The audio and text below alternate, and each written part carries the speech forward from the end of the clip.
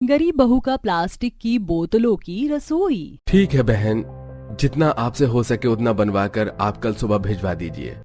राम राम जी। यहाँ पर अभी कुछ घर और हैं, चलिए वहाँ पर भी चलकर लोगों को बता देते हैं। सत्संग करने वाले जितेंद्र सुनीता मोहल्ले के सभी घरों में जाकर उन्हें थोड़ा थोड़ा खाना बनवाकर सत्संग में आए लोगों के लिए भेजने के लिए कहते हैं। सभी को बोलने के बाद आखिर में सुनीता और जितेंद्र उसी मोहल्ले में रह रही अनामिका के घर जाते हैं। अरे आप लोग आइए आइए, कैसे आना हुआ? हम तो तुम्हें ये कहने के लिए आए थे कि मोहल्ले में कल एक सत्संग होने वाला है, जिसमें सभी मोहल्ले के लोग अपने अपने घर से थोड़ा बहुत खाने का बना कर ला रहे हैं। अच्छा तो ठीक है, मैं भी कुछ बना कर ले आऊंगी। वैसे मैं हलवा काफी बढ़िया बनाती हूँ, आप लोग कहें तो मैं हलवा बना लूं। नहीं नहीं, आप लोगों को कुछ बनाकर लाने की कोई जरूरत नहीं है। लेकिन क्यों? जब मोहल्ले के सारे लोग बनाकर ला रहे हैं तो हम लोग क्यों नहीं बनाकर ला सकते? जिन लोगों के घर में ढंग की रसोई नहीं है वो लोग क्या ही खाना बनाएंगे। चूल्हा तो छोड़ो, आप लोगों के घर में तो मसाले और राशन रखने के लिए डिब्बे तक नहीं है। सारे मसाले यूं ही बिखरे पड़े हैं और बर्तन के नाम पर 4 बर्तन हैं आपकी रसोई में, वो भी इतने काले और पुराने। ऐसी रसोई के खाना खाने से अच्छा है कि हम लोग बाहर से ही मंगवा लें। और नहीं तो क्या, अगर पैसे हो पाए ना तो सबसे पहले अपना रसोई बनवा लेना और ढंग का सामान ले आना। सुनीता जितेंद्र अनामिका की रसोई को देखकर उसे काफी कुछ सुनाकर वहां से चली जाती है। अगर हमारे घर में रसोई नहीं है तो इसका मतलब ये तो नहीं कि हम सत्संग में खाना बनाकर नहीं दे सकते। इन लोगों के कहने का क्या मतलब था कि हम लोग कीड़े मकोड़े हैं जो गंदगी में रहते हैं? बहू उदास मत हो, आजकल जिन लोगों के पास पैसा है वो अपने सामने गरीब को कुछ नहीं समझते हैं। अनामिका और उसके परिवार के पास रहने के लिए छत तो थी, लेकिन घर में कोई सुख सुविधा का सामान नहीं था। यहाँ तक कि रसोई के नाम पर अनामिका के घर पर एक छोटा सा मिट्टी का चूल्हा ही बना था। गरीबी इतनी थी कि मिर्च मसाले और राशन रखने के लिए अनामिका की रसोई में कोई सामान नहीं था। यहाँ तक कि बर्तन के नाम पर भी सिर्फ गिनती के 4 बर्तन ही थे। इस कढ़ाई का तला तो काफी ज्यादा पतला हो चुका है, अगर आज इसमें सब्जी बनाई तो पूरी की पूरी सब्जी जल ही जाएगी। तो सही कह रही है, और इस कढ़ाई के अलावा कोई और बर्तन भी नहीं है जिसमें हम खाना बना सके। तवे पर तो सब्जी बना नहीं सकती। एक काम कर, तू पड़ोस वाली अर्चना से उसकी कढ़ाई मांग कर लिया। माँ जी, हफ्ते में 4 दिन तो हम उसकी कढ़ाई में खाना बनाते हैं, बार बार मांगने में शर्म भी आती है। कहीं कभी वो हमारी बेइज्जती ना कर दे। मुश्किल वक्त में पड़ोसी ही तो साथ देते हैं बहू। अनामिका अर्चना के घर जाती है और उससे कढ़ाई मांगने लगती है। अनामिका, कब तक मुझसे यूं ही कढ़ाई मांगती रहोगी? और मुझे भी खाना बनाना होता है, क्या तुम एक नई कढ़ाई नहीं ला सकती? अर्चना, उनकी तनख्वाह नहीं आई है और घर के हालात भी अभी कुछ ठीक नहीं चल रहे हैं। मैं जल्दी कढ़ाई ले लूंगी। पिछले 1 महीने से तो तुम यही कह रही हो। ये लो और जल्दी नई कढ़ाई ले लो। अनामिका जैसे ही कढ़ाई लेकर अपने घर आती है तो देखती है कि 2 चूहे अनामिका की रसोई के पास रखे राशन की पन्नियों में मुंह डाल रहे हैं। ये देख अनामिका उन्हें भगाने लगती है। अरे बच्चों, तुमने ध्यान नहीं दिया, ये चूहे दोबारा से राशन में मुंह डालने लग गए। माँ, हम क्या करें, चूहे बार बार आ जाते हैं। अब राशन खुला रहेगा तो इसमें हमारी क्या गलती है? बिना रसोई और उसके सामान के अनामिका को काफी ज्यादा परेशानी होने लगती है और ऐसे ही कुछ दिन गुजर जाते हैं। अरे आप ये पानी की कैन और ये बोतल वगैरह क्यों लेकर आए हैं? तुमने तो कहा था कि अगले 2 दिन मोहल्ले में पानी नहीं आएगा, इसलिए सुबह जब पानी आए तो इनके अंदर भी पानी भर के रख लेना। 2 दिन के लिए इतना पानी काफी होगा हमारे लिए। अनामिका प्लास्टिक के पानी के कैन और बोतल को घर के कोने में रख देती है और अब सब खाना खाने के लिए बैठ जाते हैं। सब खाना खा ही रहे होते हैं कि तभी बाहर से अचानक घर के अंदर पानी आने लगता है। अरे ये घर के अंदर बाहर से पानी कैसे आ रहा है? बच्चों, जरा बाहर जाकर देखना। दोनों बच्चे जल्दी से बाहर जाते हैं और देखते हैं कि घर के पास बनी पाइपलाइन टूट रही है, जिसके चलते सारा पानी लोगों के घरों में आ रहा है। अब क्या करें, सारा राशन और मसाले तो भीग जाएंगे। घर में कोई जगह भी नहीं है जहाँ ये सब रख सके। हे भगवान, क्यों तू हम गरीब परिवार पर इतने कष्ट ढाई जा रहा है? क्या बिगाड़ा है हम गरीबों ने तेरा? पूरा परिवार काफी ज्यादा परेशान होता है। तभी अनामिका की नजर घर के कोने में रखे बड़े बड़े कैन और प्लास्टिक की बोतल पर जाती है, जिसे देख अनामिका अब जल्दी से उन्हें लेकर आती है और उनके अंदर सारे मिर्च मसाले और राशन डाल देती है, जिससे सारा खाना भीगने से बच जाता है। सुबह होने के साथ साथ अब सारा पानी भी वापस जाने लगता है और अनामिका सारा घर सुखा देती है। अनामिका, ये तो तुमने काफी बढ़िया काम किया, सारा राशन भीगने से बचा लिया, वरना कितना नुकसान हो जाता। और अभी तो जेब में पैसे भी नहीं थे दोबारा से राशन लाने के। अच्छा, मैं कह रही थी, अगर आपकी फैक्ट्री में ऐसे प्लास्टिक की बोतल और कैन और हैं तो आप लेकर आ सकते हैं क्या? हमारी फैक्ट्री तो में यही बनते हैं जो थोड़े खराब हो जाते हैं या कहीं से उनकी शेप बिगड़ जाती है तो वो फेंकने में ही आते हैं। तुम कहो तो मैं उन्हें ले आऊंगा, लेकिन तुम उनका करोगी क्या? आप लेकर तो आइए। एक दो दिन में अनुराग अनामिका के लिए ढेर सारे कैन और प्लास्टिक की बोतल लेकर आता है, जिन्हें अनामिका अच्छे से धोने लगती है। अरे बहू, तू इन बड़ी छोटी प्लास्टिक की बोतल को धो क्यों रही है? पानी भर के रखेगी क्या इसमें? नहीं माँ जी, आप बस देखती जाइए मैं क्या करती हूँ। इन सबको धोने के बाद अनामिका उन्हें अच्छे से सुखा लेती है और अब छोटी प्लास्टिक की बोतल के अंदर सारे तेल मसाले डालकर रख देती है, तो वहीं बड़े कैन में आटा चावल भरकर रख देती है।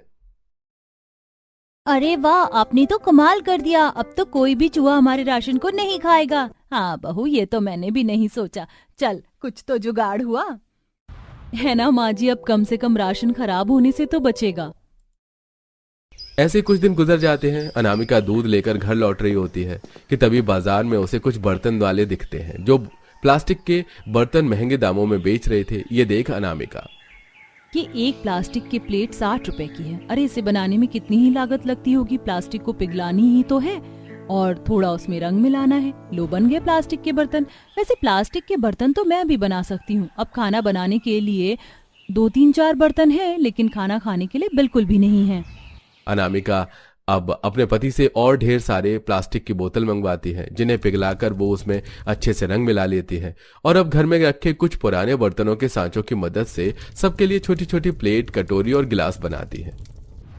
माँ, अच्छा हुआ आपने मेरे लिए अलग से नई प्लेट बना दी, वरना ये सूरज का बच्चा तो हमेशा मेरे हिस्से का भी खाना खा लेता था। नहीं माँ, ये झूठ कह रही है। बच्चों, लड़ाई बंद करो।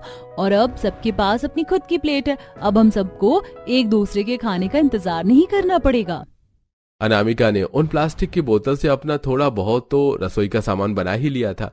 ऐसे कुछ दिन और गुजर जाते हैं। अनामिका के घर के बाहर से एक कबाड़ी वाला गुजर रहा होता है, जिसके कबाड़ में गैस वाला चूल्हा रखा हुआ था। ये देखकर अनामिका उसे रोकती है। ये चूल्हा तो ज्यादा पुराना भी नहीं लग रहा है। उस मिट्टी के चूल्हे से काफी ज्यादा धुआं होता है और समय भी काफी लगता है। अगर ये चूल्हा घर में हुआ तो जरा धुआं भी नहीं उठेगा और खाना भी आसानी से बन जाएगा। उसे कबाड़ी वाले से वो चूल्हा लेकर सीधा घर में जाती है, जिसे देख लक्ष्मी, अरे बहू, ये गैस वाला चूल्हा है, इसके लिए गैस लगती है और हमारे पास कहाँ गैस सिलेंडर है। जानती हूँ माँ जी, लेकिन आप फिक्र मत करिए। जिस तरह मैंने प्लास्टिक की बोतल से रसोई का बाकी सामान बनाया, ठीक उसी तरह से सिलेंडर भी बना लूंगी।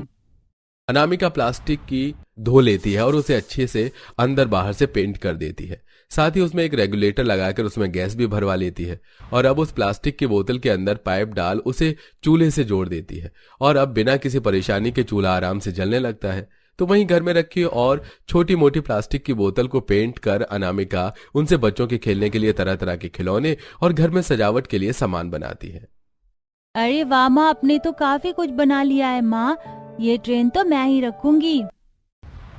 आप इन सभी सामानों को बाहर बाजार में जाकर बेचना, फिर देखना आप कितने पैसे कमाती हो। अनामिका ऐसा ही करती है और उन सामानों को बाहर ले जाकर बेचती है। अनामिका के साथ उसका पति भी होता है कि तभी इस बाजार में अनुराग का सेठ धनराज आता है। जब वो ये सब करते हुए अनामिका और अनुराग को देखता है, अच्छा, तो अब मैं समझा कि तुम क्यों फैक्ट्री से बार बार उन प्लास्टिक की बोतल को घर ले जाते हो। फैक्ट्री के काम के बाद तुम ये काम करते हो। मालिक जी, वो प्लास्टिक की बोतल खराब होती है और काफी पुरानी भी, इसलिए मैं उन्हें लेकर आता हूँ और 4 पैसे कमा लेता हूँ। उनका फैक्ट्री में कोई काम नहीं होता। अगर आप कहो तो मैं कभी दोबारा उन्हें लेकर नहीं आऊंगा। अरे नहीं नहीं अनुराग, ऐसा नहीं है। तुम तो काफी अच्छा काम करते हो। मेरी प्लास्टिक की फैक्ट्री है जिसमें मैं लाखों रुपए कमाता हूँ, लेकिन जानता हूँ इससे पर्यावरण को भी काफी नुकसान होता है। लेकिन अगर हम इसी तरह प्लास्टिक की बोतलों का इस्तेमाल करें तो पर्यावरण को कम से कम नुकसान होगा। क्या तुम लोग मेरे ये काम कर सकते हो? हम बड़े पैमाने पर बेकार प्लास्टिक की बोतल को रिसाइकिल करके उनसे तरह तरह की चीज बना सकते हैं। अनुराग और अनामिका के इस काम के लिए धनराज को वो हाँ कर देते हैं और अब वो धनराज के साथ मिलकर इस काम को बड़े पैमाने पर करते हैं, जिससे पर्यावरण को भी कम से कम नुकसान होता है और उन लोगों की आर्थिक स्थिति भी काफी हद तक ठीक हो जाती है। चिलचिलाती कड़ी धूप में पांचों बहू खेत में गन्ने की कटाई कर रही होती हैं। बाप रे बाप, आज तो बड़ी जोर की गर्मी बरस रही है। खेत की जमीन भी अंगारों की तरह सुलग रही है। अरे गर्मी के चलते मेरी भी हालत खराब हो रही है। वैसे भी तो दोपहरी हो गई है, घर चलकर रोटी पानी खाते हैं, थोड़ी देर शरीर को भी आराम मिल जाएगा। रामू के साथ लखन, विनोद, सोहन, मोहन पूछने के लिए खेत के मालिक माखन चंद के पास आते हैं, जो कि छतरी में बैठकर बड़े चाव से ठंडी रसमलाई खा रहा था। हाय हाय, क्या स्वादिष्ट रबड़ी वाली ठंडी ठंडी रसमलाई है। आहा, खाकर मजा ही आ गया। अरे ओ नमक हरामो, तुम सब खेत काटना छोड़कर यहाँ पर क्या कर रहे हो? सेठ, दोपहर हो गई, हम घर से 2 रोटी खाकर आते हैं, आकर बाकी के गन्ने काट देंगे, थोड़ा मौसम में भी ठंडक आ जाएगी। हाँ ठीक है, चलो फूटो यहाँ से। पांचों का पेट पहाड़ है, ठूसने की पहली पड़ी होती है, मगर दिहाड़ी पूरी चाहिए, काम के नकाज के दुश्मन अनाज के। खेत का मालिक माखन लाल स्वभाव का बड़ा कंजूस मक्खी चूस था। वो पांचों को खरी खोटी सुनाने का कोई मौका नहीं छोड़ता था। गरीबी भरे हालात के चलते पांचों खेत बोने और फसल काटने का काम करते थे। बदले में उन्हें बहुत थोड़े पैसे मिलते थे, जिससे कभी कभी ऐसी नौबत भी बन जाती थी कि बाल बच्चे परिवार को नमक रोटी खाकर गुजारा करना पड़ता था। मुझको नहीं खाना है सड़ा सा 4 रोटी, खुद ही खा लो आप। चिढ़कर निखिल प्लेट खिसका देता है। तभी रजनी गुस्से में, निखिल चुपचाप से रोटी खा ले, मुझे खुंदक मत चढ़ा, नहीं तो चांटा लगेगा। मंजली बहू, अब तू उसे डांटेगी तो और नहीं खाएगा। बच्चे प्यार दुलार के भूखे होते हैं। मेरा राजा दुलारा पोता, दादी के हाथ से रोटी खा ले। मुझको नहीं खानी तो नहीं खानी। आप लोग डेली डेली यही गरीबों वाला खाना बनाते हो, कभी कुछ अच्छा नहीं बनाते। माँ जी, आपके लाड प्यार ने ना इस लड़के को बिगाड़ दिया है। जब देखो खाना खाने में आनाकानी करता है। बड़े नखरे हो गए ना, अब देख तुझे खाना नहीं मिलेगा, भूखे रहे। मुंह फुलाकर निखिल दरवाजे पर जाकर बैठ जाता है। तभी पसीने से तर पांचों घर आते हैं तो देखकर रोने लगता है। अले ले ले ले ले, क्या हुआ मेरे प्यारे भतीजे को, क्यों रो रहा है? किसी ने मारा है क्या रजनी से? नहीं जी, बड़ा नखरीला हो गया लड़का, स्कूल से आकर खाना नहीं खाता है। तभी गले में ठेले वाला गन्ने का जूस बेचने आता है। ठंडा ठंडा गन्ने का रस पी लो, गर्मियों की लजीज तोहफा गन्ने का जूस, मात्र 20 रुपए गिलास से शुरू, गन्ना का रस पी लो। ठेले वाले की लुभावनी आवाज से निखिल गन्ने का जूस पीने की जिद पकड़ लेता है। मुझे भी गन्ने का ठंडा ठंडा बर्फ वाला जूस पीना है। अच्छा चलो ठीक है, मैं दिलवा देता हूँ। पापा पापा, अगर निखिल गन्ने का रस पिएगा तो मैं भी पीऊंगा। लखन दोनों बच्चों को गन्ने का जूस खरीदवा कर घर में लाता। तभी पार्वती कहती है, ये जूस वाला तो बड़ा ठगेरू है, 20 रुपए में पिद्दे से ग्लास में जूस दे गया है। माँ जी, तभी तो गर्मियों में ये जूस, शिकंजी, पानी बेचने वाले अच्छी कमाई करते हैं। छोटी चाची, बड़ी मम्मी, लो थोड़ा थोड़ा जूस आप भी पी लो। रानी के जिद करने पर गुंजा जैसे ही जूस पीती है, वो पानी वाला था। इस गन्ने के जूस में तो काफी पानी मिक्स कर रखा है, इससे तो बढ़िया हम खुद से घर में जूस बना लेते। मगर गुंजा, बिना जूसर मशीन के जूस कैसे बनेगा? विनोद जी, आप भूल रहे हैं, हम पांचों जुगाड़ू बहुएं हैं, कोई ना कोई जुगाड़ लगाकर जूस पेड़ कर निकाल लेती।